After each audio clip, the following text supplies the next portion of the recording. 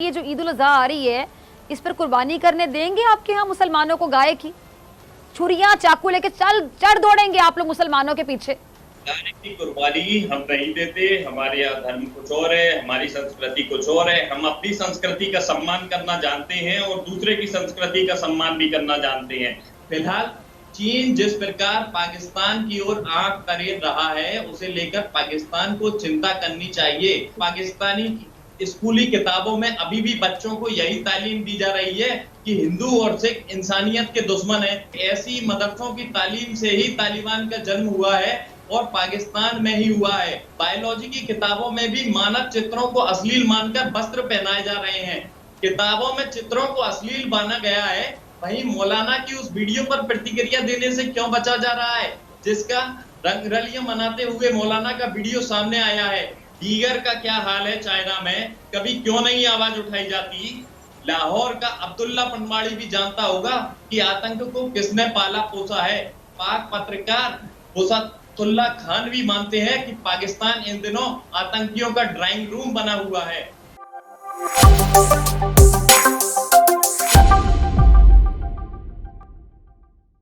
Hello दोस्तों, स्वागत है आपका आपके अपने YouTube चैनल पर। इस वीडियो को लाइक करें, शेयर करें और हमारे YouTube चैनल को ज़रूर सब्सक्राइब करें। हमारी वीडियो की लेटेस्ट नोटिफिकेशन पाने के लिए बेल आइकन को दबाना ना भूलें। धन्यवाद। पहले मैं दुबे जी आपकी तरफ आना चाहूंगी। एक खातून को कुचला गया, आपके पास कोई जवाब?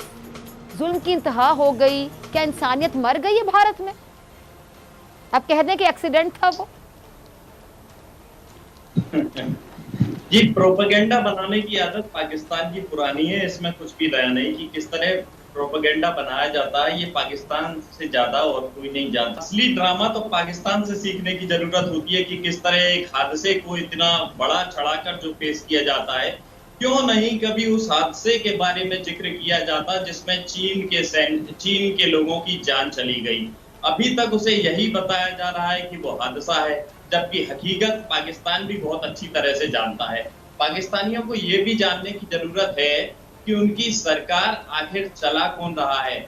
इमरान के धन्ना सेठ मित्र चला रहे हैं या फिर दूसरे देशों में पर्दे के पीछे बैठे लोग चला रहे हैं जो नकाब पहने हुए हैं। वैसे पाकिस्तान में दुकानदारी और व्यापार तक सेना ही करती है, तो पाकिस्तानी सरकार खुद फैसले ही नहीं ले पाती। उन्हें भारत के साथ कैसे रिश्ते रखने हैं, पहले पाकिस्तान ये तय कर ले, उसके बाद में कोई बयानबाजी करे। पहले व्यापारिक गतिविधियां बहाल करने की घोषणा की जाती है और फिर घोषणा को वापस लिया जाता है, मानो कोई बच्चों का खेल चल रहा हो। फिलहाल चीन जिस प्रकार पाकिस्तान की ओर आंख तरेर रहा है, उसे लेकर पाकिस्तान को चिंता करनी चाहिए। यही नहीं, अफगानिस्तान में हुई उठापटक का सबसे ज्यादा असर भी पाकिस्तान पर ही पड़ने वाला है, क्योंकि एक पाकिस्तानी चौकी पर तालिबान पहले ही कब्जा जमा चुका है। गजब की बात यह है कि पाकिस्तानी स्कूली किताबों में अभी भी बच्चों को यही तालीम दी जा रही है कि हिंदू और सिख इंसानियत के दुश्मन हैं। अरे भाई, कैसे दुश्मन है? हिंदू होने पर कोई इंसानियत का दुश्मन कैसे हो सकता है? सिख होने पर कोई इंसानियत का दुश्मन कैसे हो सकता है? 12वें दर्जे की किताबों में ऐसा अभी तक क्यों लिखा है? ये सवाल है, जबकि पाकिस्तान को अच्छी तरह मालूम है कि ऐसी मदरसों की तालीम से ही तालिबान का जन्म हुआ है और पाकिस्तान में ही हुआ है। ये भी हैरानी है कि इन्हीं किताबों में सिलेबस बदला जा रहा है, फिर भी बदलकर कोई सुधार नहीं हो रहा, बल्कि बायोलॉजी की किताबों में भी मानव चित्रों को अश्लील मानकर वस्त्र पहनाए जा रहे हैं। अब अंदाजा लगा लीजिए कि पाकिस्तान में कैसे डॉक्टर बनेंगे। जाहिर है पाकिस्तान में अंतर्यामी की तरह चिकित्सक होंगे जो बिना फिजिकल स्ट्रक्चर जाने ही दवाइयां देंगे। और भी अधिक हास्यास्पद बात यह है कि जहां बायोलॉजी की किताबों में चित्रों को अश्लील माना गया है, वहीं मौलाना की उस वीडियो पर प्रतिक्रिया देने से क्यों बचा जा रहा है, जिसका रंगरलियां मनाते हुए मौलाना का वीडियो सामने आया है? क्यों पाक संसद में हुई गुंडाई, गाली गलौज और नूरा किश्ती पर बात नहीं होती? क्यों बलूच की दुर्दशा पर बात नहीं होती? क्यों पीओके के परेशान लोगों पर बात नहीं होती? और क्यों अफगानिस्तान पर हुई महत्वपूर्ण बैठक में इमरान नदारत रहते हैं? यहाँ ज्यादा कुछ अब मुझे बोलने की जरूरत नहीं। लाहौर का अब्दुल्ला पनवाड़ी भी जानता होगा कि आतंक को किसने पाला पोसा है। पाक पत्रकार बुसातुल्ला खान भी मानते हैं कि पाकिस्तान इन दिनों आतंकियों का ड्राइंग रूम बना हुआ है। फिजा। ड्राइंग रूम आतंकियों का। अतर काजमी, अतर जी मैं आपकी तरफ आ रही हूँ, अब्दुल्ला साहब आपकी तरफ आती हूँ। अतर आप कैसे देख रहे हैं, क्या कह रहे हैं, ये कौन सा ड्राइंग रूम आतंकवादियों का, ये जो कश्मीर में कर रहे हैं, इंसानियत पर जुल्म कर रहे हैं, मतलब ये तो इंसान कहलाने के लायक नहीं इनकी भारतीय फौज और बीजेपी की जो पॉलिसीज चल रही, नरेंद्र मोदी जो कि दरिंदा बना बैठा है, मतलब आतंकवादी पाकिस्तानियों को कहते हैं, ये शर्म नहीं आती इन्हें? जी पहली तो बात ये ना कि फिजा दोबे जी ने कहा है कि पाकिस्तान प्रोपेगेंडा करता है। मैं थोड़ा सा दिल अपना मजबूत करके और आंखें बंद करके दिल चाह रहा है कि इनका माथा चूम लूं कि ये पाकिस्तान के ऊपर प्रोपेगेंडे का इल्ज़ाम लगा रहे हैं।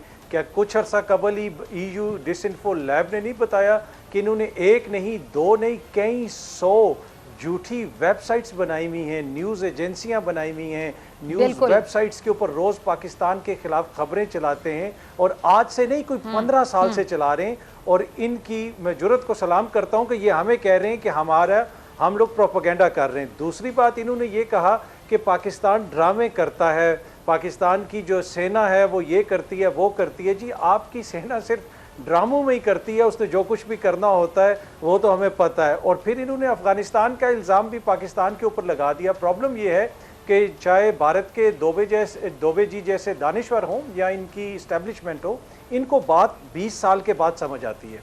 ये अब मिन्नतें कर रहे हैं तालिबान की उनसे बात करने के लिए, जिस वक्त पाकिस्तान 20 साल पहले कह रहा था कि तालिबान वहाँ के जेन्युइन स्टेक होल्डर्स हैं, आप उनसे बात करें। उस वक्त इनकी मोटी अकल में वो चीज़ समझ नहीं आ रही थी। अब ये उनसे जाके हाथ मिला रहे हैं। हमें ये कहते थे कि आतंकवादी हैं तालिबान, आप उनसे क्यों बात करते हैं। हम कोई उनको असला तो नहीं दे रहे थे, ना ही हम उनके लिए कह रहे थे कि आप जाके जंग लड़ें। तो यही वजह है कि इनके मुल्क की इस वक्त ये हालत है कि इनकी नज़रें हमारे ऊपर लगी होती हैं। भाई अपने घर में देखें और अपने घर के जो हालात हैं उन्हें बेहतर करें।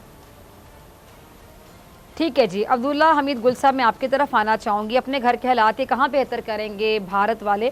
आपके सामने ये पूरी सिचुएशन कि इनको वाकई हर वक्त पाकिस्तान की पड़ी रहती है। अगर आपने गुफ्तगू करनी है तो फिर सीधा जो है ना टेक्निकलिटीज के ऊपर आए। कश्मीर के अंदर आपने अभी ये जो मोदी साहब ने कॉन्फ्रेंस बुलाई, इसका क्या हुआ? कश्मीर की कॉन्फ्रेंस के अंदर वो आपका राम नाम सत्य हो गया, वहां आपका जो है वो भट्टा गोल हो गया। क्योंकि आप जो है वो तो जो आपने हमारे उलमा के मुतालिक बात की, इक्का दुक्का वाकया जो होता है वो exception never make a rule. लेकिन आप ये बताएं कि वो जो अलोरा और अजंता की गारों के अंदर आपके स्वामी जी करते हैं, जो वहां गुफाओं के अंदर जो है वो खवातीन को छोड़ के एक हफ्ते के लिए लोग चले जाते हैं, उसके मुतालिक क्या ख्याल है दुबे जी? ऐसी बात ना करें जिसके सवाल जो है वो हमें भी बहुत सारे आते हैं, जवाब हमें भी पूरे आते हैं। और फिर आप ये बताइए, चलिए अब दुबे जी से जवाब लेते हैं। अब्दुल्ला साहब आपके सवालों का। जी जिस तरह की बातें यहाँ पर हो रही हैं, जो झूठ की दुकान लगाई जा रही है, जैसा कि अतर काज़मी जी ने भी कहा, जिस EU डिसइंफॉर्मेशन लैब की रिपोर्ट का बार बार पाकिस्तान की मीडिया में लहराया जाता है, सभी जानते हैं EU डिसइंफॉर्मेशन लैब क्या है। EU डिसइंफॉर्मेशन लैब कोई यूरोपियन यूनियन नहीं है, कोई सरकारी इदारा नहीं है। EU डिसइंफॉर्मेशन लैब एक पाकिस्तानी फंडेड NGO है जो पाकिस्तान के पक्ष में रिपोर्ट्स जारी करता है, जिस झूठी रिपोर्ट को लहराकर पाकिस्तान की मीडिया खुश होता है और वाहवाही मनाता है। कभी अमेरिका की ब्लैक लोटस की रिपोर्ट को क्यों नहीं उठाया जाता?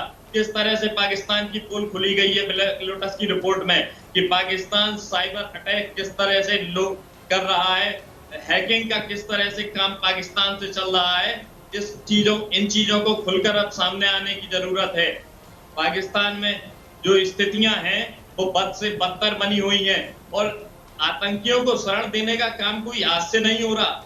ये आजादी के बाद से ही पाकिस्तान में शुरू हो गया था। भूपत डाकू के समय से जो 80 से ज्यादा कत्ल कर चुका था, पाकिस्तान ने खुले तौर पर उसे शरण दी और उसे भारत की सरकार से बचाए रखा। और पाकिस्तान में आप बात कर रही हैं, क्या हाल है शिया मुसलमानों का, दुनिया से छुपा नहीं है। दीगर का क्या हाल है चाइना में, कभी क्यों नहीं आवाज उठाई जाती? ये जरूरत इस बात की है कि दीगर को लेकर भी आवाज उठाई जाए। एक माँ एक बच्चे से अलग हो जाती है, बरसों से वो माँ गुहार लगा रही है कि मुझे मेरे बच्चे तक पहुंचा दो, लेकिन चाइना में कहीं कोई पूछने वाला नहीं है, इंसानियत नाम की कोई चीज नहीं है। और पाकिस्तान कश्मीर की माओ का भी सोचे ना।